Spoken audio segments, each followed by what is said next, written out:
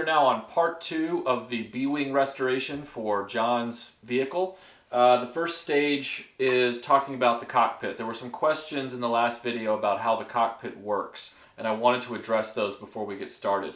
The cockpit on John's B-Wing was frustrating because it had yellowed, as I showed you in the previous video. And so we retro-brighted the cockpit's ring, this rotation ring, and we actually made a marked improvement in the yellowing on this piece. So we're going to reuse it because it's his childhood original.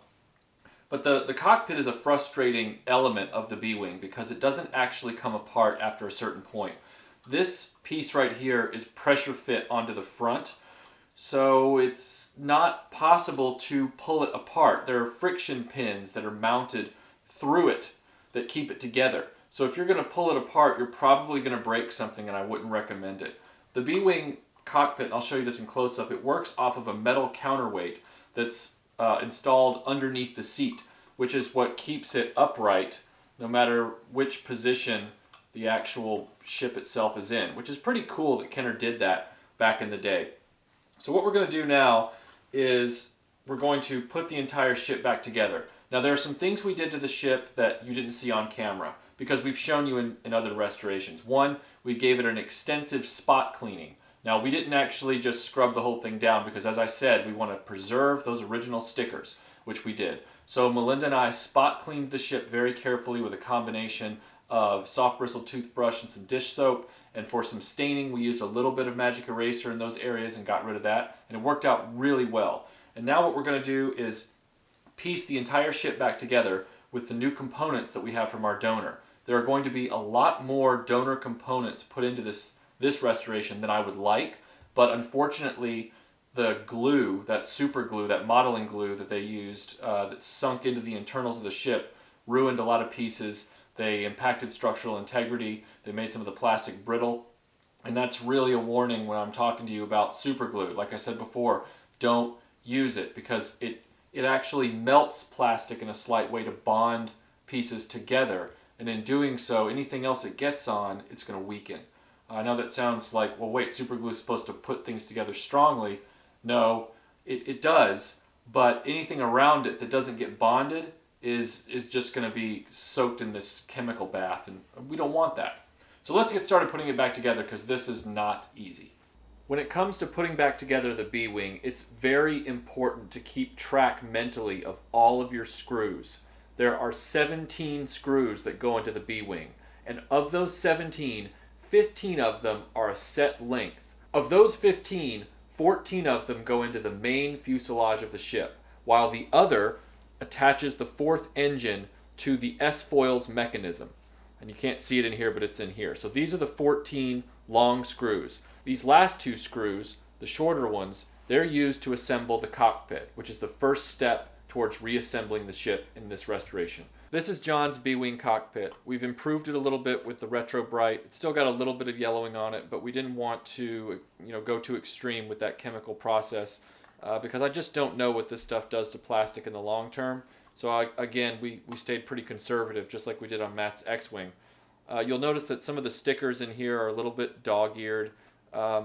We felt like that was something that while we could improve it with some glue, we didn't know where that glue was going to go. We didn't have a lot of control over it. We didn't want to remove the vintage sticker from where it was because that could damage it. So we feel like since these stickers are not really going to be used much, the cockpit is going to be enclosed and it's going to be on display most likely, that we just left well enough alone. So what we're going to do first is put the bottom of the cockpit back on, and that's comprised of two pieces. That's comprised of the bottom shell and the nose guns. Now the way this works is the nose guns with this square indentation, you follow the contour of the nose guns. It's curved on the bottom, and so that will follow the curve of the bottom shell, and there's a post. So you slide that over the post, you've got that locked in, and then you have this extension on the back side of the shell.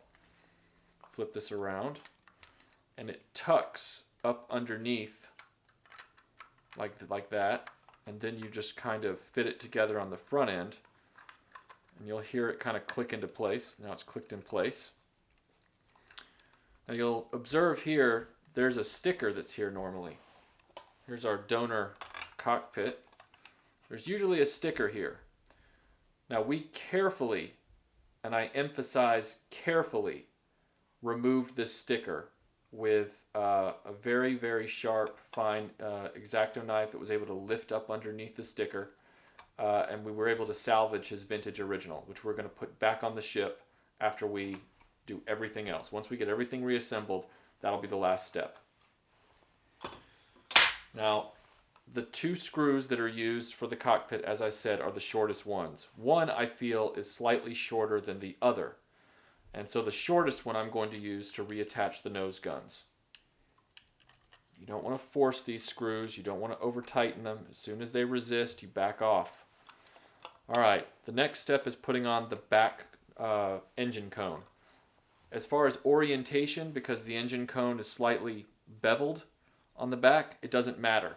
The reason it doesn't matter is that this back piece rotates independently of the front, if you wish, so you can screw it on and then orient it however you want. I like to orient it with the longer part of the bevel on top facing the back, so that's what I'm going to do in relation to the cockpit. Get that lined up. And I like to make sure that one of the gray lines is lined up with the center of the canopy hinge. All right, and that gray line is the one that's the longest gray line on the cone. Now, you'll notice here on the back, we also had to remove an engine sticker that covers a screw hole. Some people might be asking, why'd you bother to remove it at all? We didn't want it exposed to the UV light during the RetroBright process. We had to minimize the size of the cockpit assembly as much as we could. That sticker was already kind of flaking and dried up anyway, so we're going to put a reproduction sticker right there on the back, and it will be the only reproduction sticker on the ship. So let's screw this back down. Okay, that's in. It's lined up, looks good. And now we have one final step. The plastic reed. We also removed that for the sake of safety. And I have that here in a bag, along with his vintage original sticker. And we're going to put that back on the ship. It tucks up underneath this tab. And snaps in place. There it is. The first thing you need to be aware of when you're putting together a B-Wing is that it's not the same as other vehicles. A lot of the other vehicles you build from the bottom up, whether it's the Millennium Falcon, the X-Wing, any of those vehicles seem to be built or reassembled from the bottom up. The B-Wing is the other way around. You actually take the top of the fuselage, you flip it over, and you start building from the top down, but in reverse. So you want to take the top piece, orient it this way, and get started. You're going to have a lot of detail pieces that are going to need some refitting, such as this engine detail that kind of sits right here on the edge of the ship. The most I can tell you is be patient in this process. It's not the easiest ship to take apart. It's also not the easiest ship to put back together. So the first thing I'm going to do is try and get a lot of the major pieces seated. So for example, the battery button is one thing where if you just get started and you forget about this thing, you're going to have to take the whole thing apart again to reinstall the battery button. So put that in first. That sits right here in this little clip area. And there that goes. This engine detail piece kind of hangs out right here until pressure from the engine assembly keeps it in place. So let's find our engine assembly, which is right here. Engine assembly comes in, engines toward the back, venting towards the front. You want to line up these pins with these holes. Pins, holes. Got it? Okay. And keep your actual motor off to the left.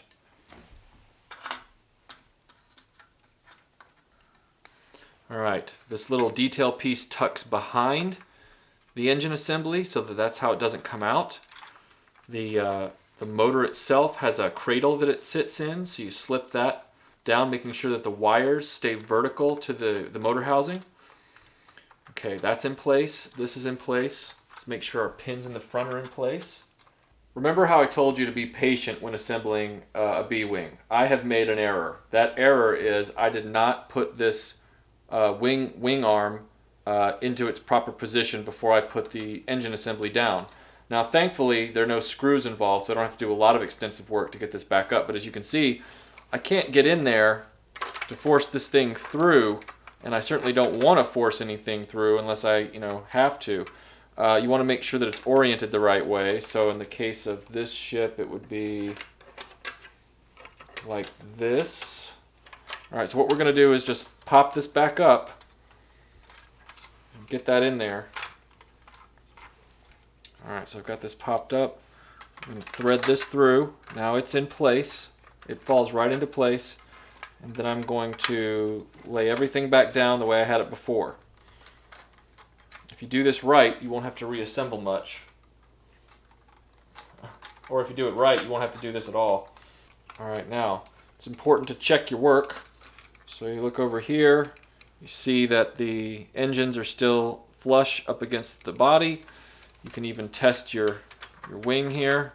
It's moving, it's on the hinge, looks good. All right, great. Now we can move on. So the next piece that lays in is the track for the S-foils. The lower part is going to hook into the bottom of the lifter, this tab on the lifter that you just put in. So when you put this in, you want to hook this around the bottom of that lifter, and then you want to pull it all the way towards you because you want that lifter to be flat while you're still working. Now that's going to change when we get to the second wing. Alright, so that's down. We can actually take our landing gear arm, and that slips through. This lays like this, and it pulls as such. And then this foot, the landing foot, needs to go in next. And it's going to slip, you're going to slip this piece right here into this assembly. So this is the bottom of the landing gear. So we're going to set it, we're going to hook it like this. We're going to set it down. Make sure everything's flush. Alright, so now when we pull, they both come up. It's really important when you do this engine assembly that you know how this piece is oriented in relation to this slot.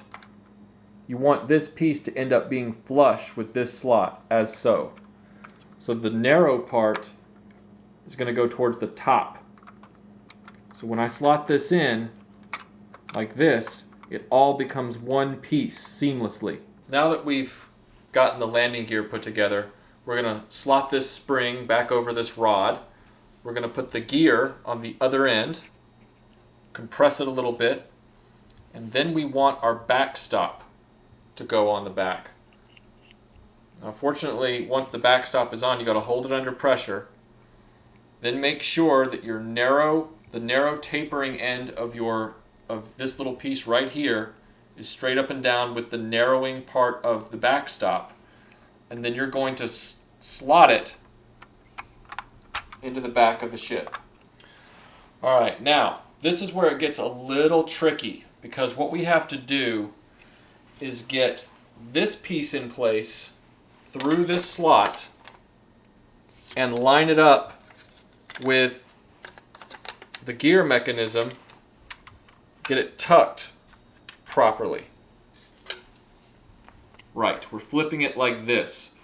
So when you're looking at it, you want the unfinished side to face you. Then you're going to slip it through, and I'll show you this in a still. Slip it through and lay it on the hinges.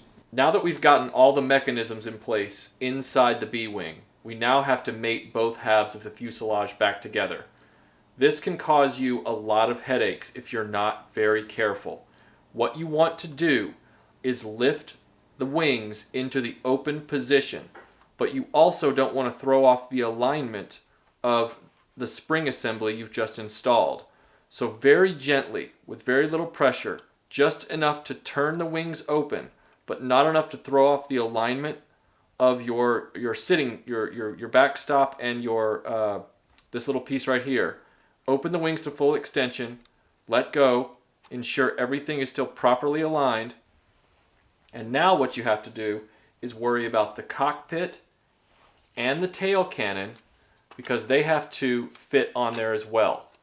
Sometimes, you see, things will just start falling off. You've got to be patient. Just be very patient while you're doing this. Okay, that's back in place. What you can do is slide it over, and then once that's kind of locked in, then you can go back in and jimmy with some of this. So that's what we're going to do is get this all seated. And now what I'm going to do is attach the cockpit. All right, cockpit is seated.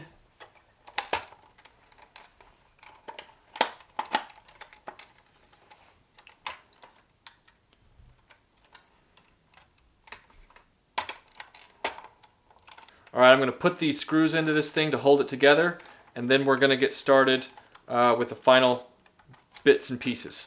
Once you're at this stage, it's easy. The tail plane just kind of slips on like this. Put the other half on the other side, and then you install your screws. Now we're at the fun part. John's B-wing had a broken cannon. The cannon had snapped off on one end, and we found a replacement. What's important to know, these cannons are not the same. They are not symmetrical. One has a small gun on the right and one has a small gun on the left. You need to make sure that you have one of each for your B-wing, because it's very easy if you're looking on eBay for the part to find one but not take stock of that, and then you end up getting the same cannon over again. So be careful about that. The cannons just simply snap into the wings of the B-wing on these slots. This little tab right here kind of fits in. All right. Now it's time to reattach the wings. Remember, the little gun on your cannon goes toward the outside of the wing, not towards the inside. That's how you know that you have the cannon on the right wing in the right orientation. The wing on the top has the most stickers with the red dot.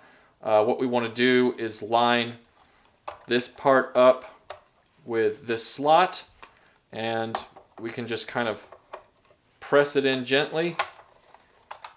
You don't want to force anything. There, it snapped into place. There might be a little play. That's okay. Little play is better than being broken.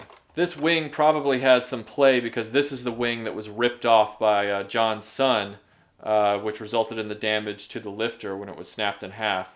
So there's probably some strain and expanding somewhere in the slot on the wing itself, which is lending to it being loose like this. But it's not going to fall off. It's very secure. It just has a little play.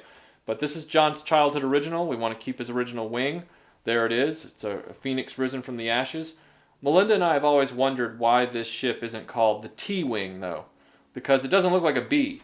It looks like a T when the wings are extended. I just always thought that was weird.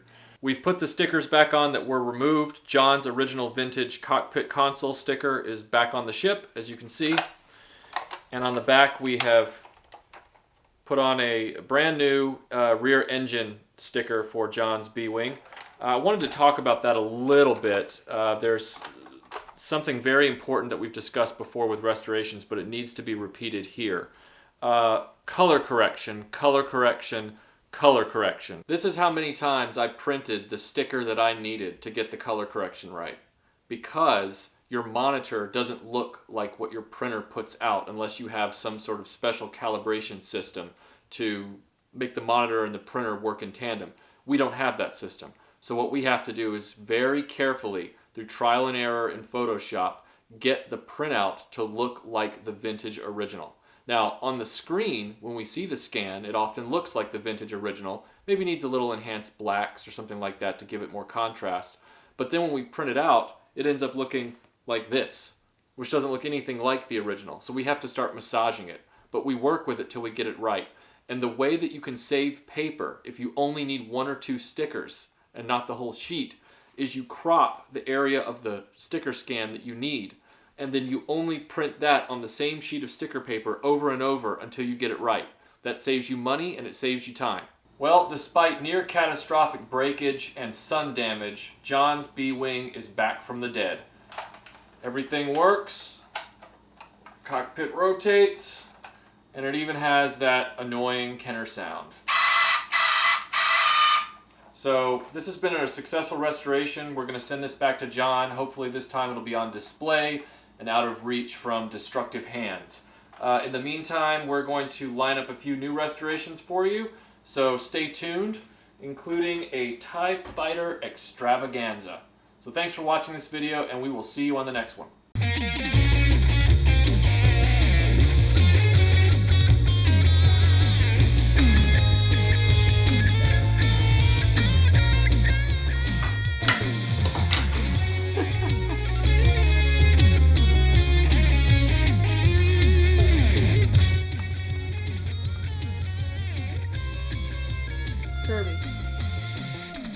Kirby.